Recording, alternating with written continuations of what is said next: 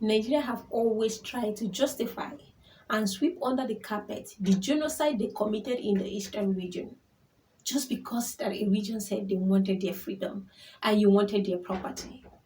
You decided to wipe out the entire region. If this oil was in the northern part of Nigeria, they would have left immediately after independence. The same oil that made Nigeria, with the support of Britain, to wipe out close to 4 million Biafran citizens for 2 years, 6 months, 1 week, and 2 days. Yakubu Gowon, Olusegun Obasanjo, Murtala Mohammed, the Nigerian army, with the support of the Britain, killed over 4 million Biafran citizens just because they asked for their freedom, just because they wanted what the eastern region have, just because Britain wanted the oil in the eastern region, just because Nigeria thinks they don't have any economy without the oil in the eastern region.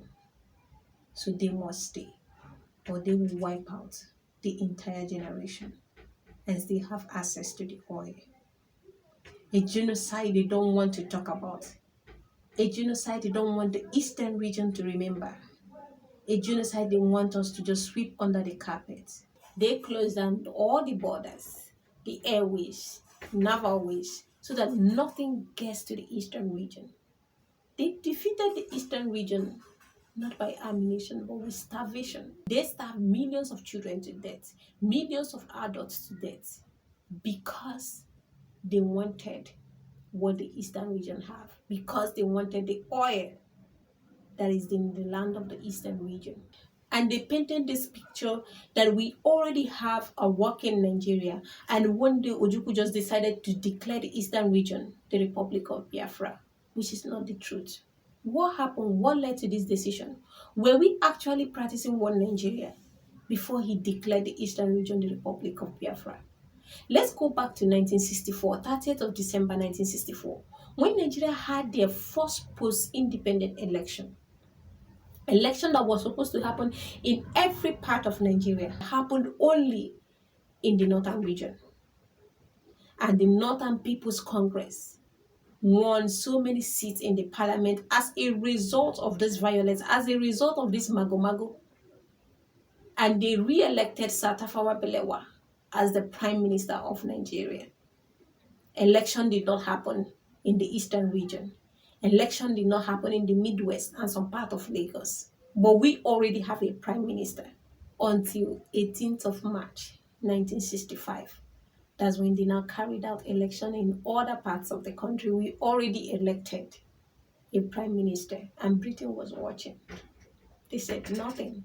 And some young men in the military came together. They wanted one Nigeria. They look at the leaders that these people are creating ethnic tension. They cannot handle the country. And they planned a coup that was led by Cardinal Nzogu, that led to the killing of the Prime Minister, Tafawa Balewa, the Northern Premier, Ahmadu Bello, and the Western Premier, Samuel Akintola. And this forced the civilian government to hand over power to the military, and Aguiyi became the head of state, and Yakubu Gowon, his chief of staff. And there was this ethnic tension going on, that most of the people that led the coup are from the eastern region. That Cardinal Zogu is from Delta State. There was these allegations coming up. But this was a coup that was led by a group of men from every part of the country, because they wanted one Nigeria. But they couldn't bear to see someone from the eastern region to be the head of state. So they planned a counter coup on the 29th of July 1966 that led to the killing of Aguiyi, and the Yakubu Gowon became the head of state. At this point, there was already serious anti-Igbo war going on in the northern part of the country. They were already killing the Igbos. The marginalization has already begun. And on the 30th of May 1967, Ojukwu and his men has already saw what is happening in Nigeria. That this thing, there is nothing like one Nigeria. Britain was supporting the North. The Igbos have been marginalized all over the country, especially in the northern region. What is happening in Nigeria shows that they don't want us to be equal part of this country they have created. We cannot continue to marginalize the eastern region. So he decided to declare the eastern region the Republic of Biafra, which couldn't happen under the watch of Britain. And the Civil War broke out on the 6th of July 1967. Britain was busy supplying ammunition, giving all the support to the Nigerian army. They planned on how to wipe out an entire region. They can bear to separate from them. Nigeria would be nothing without the eastern region. And they committed this genocide that they just want to be swept under the carpet, not to be talked about. We are one Nigeria. When you go to the eastern region today, 1/3 of every family have a story to tell. You see elderly women talking about how they lost their son to the Civil War. Their sons that may have been providing for them at this moment. You hear families talking about how they lost their children to starvation. Who knows what these children would have become today? They wiped out the entire region.